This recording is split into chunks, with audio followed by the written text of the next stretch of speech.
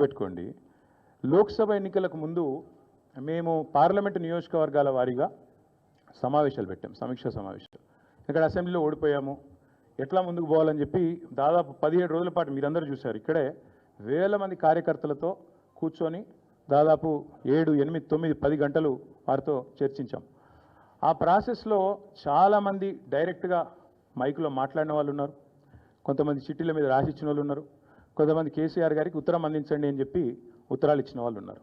కాబట్టి మా పార్టీలో we encourage open culture, democracy కాబట్టి, డెమోక్రాటిక్ పార్టీ కాబట్టి, ప్రజాస్వామిక స్ఫూర్తి ఉన్న పార్టీ కాబట్టి మా పార్టీ అధ్యక్షుల వారికి ఎవరైనా సూచనలు చేయాలనుకుంటే ఉత్తరాలు రాయొచ్చు.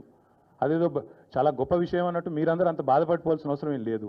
నేను అనేది ఏమంటే మా పార్టీలో డెమోక్రసీ ఉంది కాబట్టి మా పార్టీ అధ్యక్షుల వారికి మా పార్టీ నాయకులు ఎవరైనా సరే అప్పుడప్పుడు సూచనలు సలహాల రూపంలో లిఖితపూర్వకంగా ఇవ్వచ్చు, ఓరల్గా ఇవ్వచ్చు, రకరకాలుగా ఇవ్వచ్చు.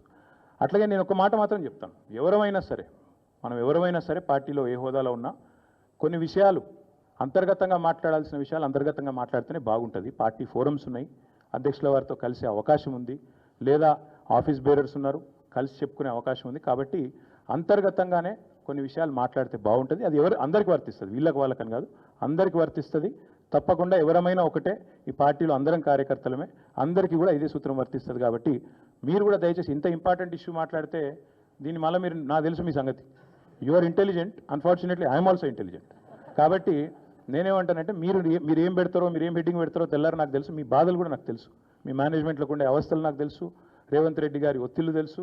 కాబట్టి నేను ఎక్కువ చెప్పను, ఒకటి మాత్రం చెప్తాను, మా పార్టీలో డెమోక్రసీ ఉంది, మా పార్టీలో సలహాలు సూచనలు ఎవరైనా ఇవ్వచ్చు, ఎట్లా అయినా ఇవ్వచ్చు. గతంలో పార్లమెంట్ సమావేశాల సందర్భంగా లేఖలు వచ్చినాయి, సూచనలు వచ్చాయి, అట్లే వచ్చినప్పుడు వాటిని ప్రజాస్వామికంగా స్వీకరిస్తాం. Thank you.